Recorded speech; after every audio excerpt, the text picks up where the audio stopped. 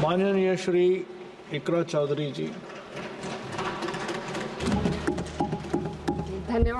धन्यवाद सभापति महोदय, आपने मुझे इस विशेष चर्चा पर बोलने का मौका दिया। भारत के संविधान के 75वें वर्ष की चर्चा के मौके पर मैं सबसे पहले संविधान बनाने वालों की दूरदृष्टि को सलाम करती हूँ।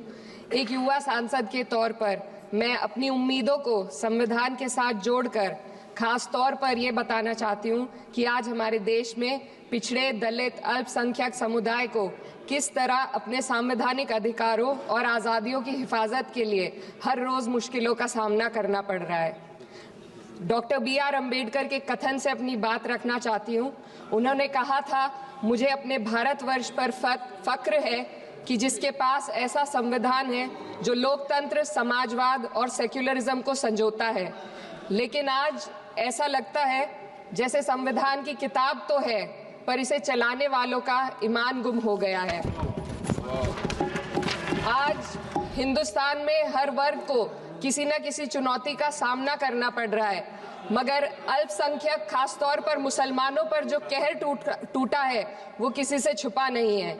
ये लोग सिर्फ अपने मजहबी पहचान की वजह से निशाने पर हैं। संविधान का अनुच्छेद 15 कहता है कि किसी भी नागरिक के साथ धर्म, जाति या किसी और वजह से भेदभाव नहीं होना चाहिए, लेकिन हकीकत इसके उलट है। हालात इस कदर बिगड़ चुके हैं कि hate speech, mob lynching, bulldozer द्वारा घरों को गिराने की घटनाएं आम हो गई हैं। खासतौर पर उत्तर प्रदेश में, जहां ऐसा लगता है जैसे कानून के नाम पर जंगल राज चल रहा हो।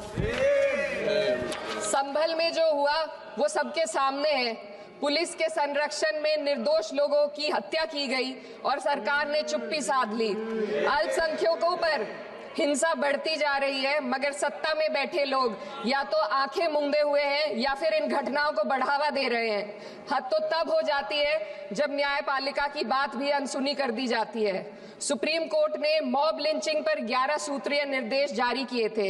इसमें साफ कहा गया था कि राज्य सरकारें और पुलिस इस तरह की घटनाओं को रोकने और दोषियों पर सख्त कार्रवाई करने के लिए जिम्मेदार है, लेकिन आज भी इन निर्देशों पर अमल नहीं हो रहा है। हाल ये है कि मॉब लिंचिंग को रोकने की बजाय सत्ता में बैठे लोग आग में घी डालने का काम कर रहे हैं। उनकी जुबान से ऐसी बातें निकलती हैं जो नफरत को और बढ़ावा देती है। ये अशांति अब इतनी गहराई तक फैल चुकी है कि हमारे समाज के धर्मनिरपेक्ष चरित्र पर गंभीर सवाल उठ रहे हैं। साल की शुरुआत में ही कई राज्यों में दुकानदारों को अपने नाम बोर्ड पर लगाने के लिए मजबूर किया गया। इसे सेहत और सुरक्षा के कानूनों का हिस्सा बताया गया, मगर असल मंशा कुछ और थी। ये कदम खास तौर पर मुसलमान दुकानदारों को निशाना बनाकर उठाया गया ताकि उनकी रोजी रोटी पर चोट की जाए। पिछले हफ्ते मुरादाबाद में एक मुस्लिम डॉक्टर को हिंदू बहुल्य मोहल्ले में घर खरीदने पर विरोध झेलना पड़ा। वजह बताई गई कि इससे मोहल्ले की सामाजिक शांति बिगड़ जाएगी। अब आप ही बताइए, क्या ये वजह सही है, जायज है? असल में ये छोटी बड़ी घटना इस बात का सबूत है कि सांप्रदायिकता को बढ़ावा देने वाले बयान और नीतियां हमारे समाज को अंदर से खोखला कर रही है।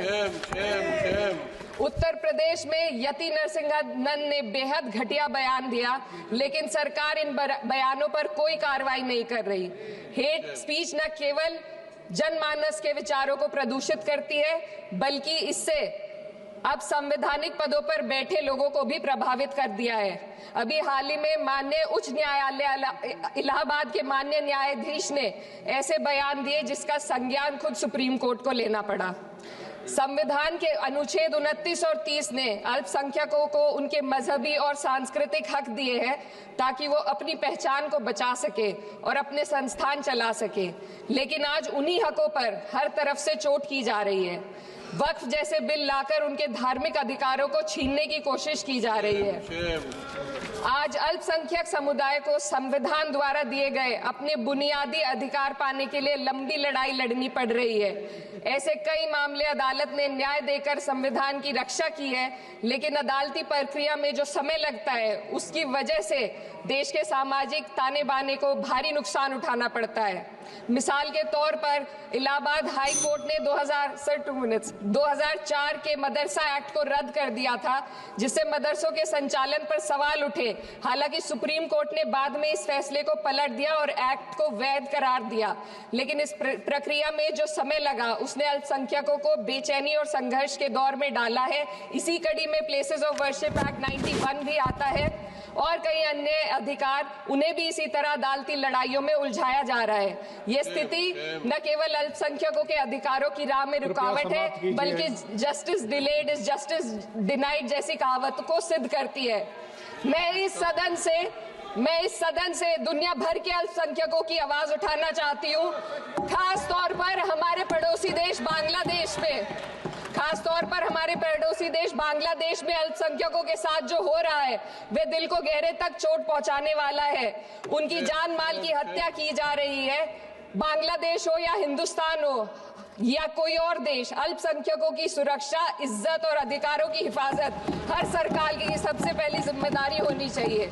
मैं इस सदन से अपने देश के अल्पसंख्यकों के साथ बांग्लादेश के पीड़ित अल्पसंख्यकों की आवाज को एक साथ उठाना चाहती हूँ। ये वक्त की पुकार है कि हम सब मिलकर ये सुनिश्चित करें कि किसी भी इंसान को उसकी पहचान या मजहब के कारण डरकर जीने पर मजबूर ना होना पड़े।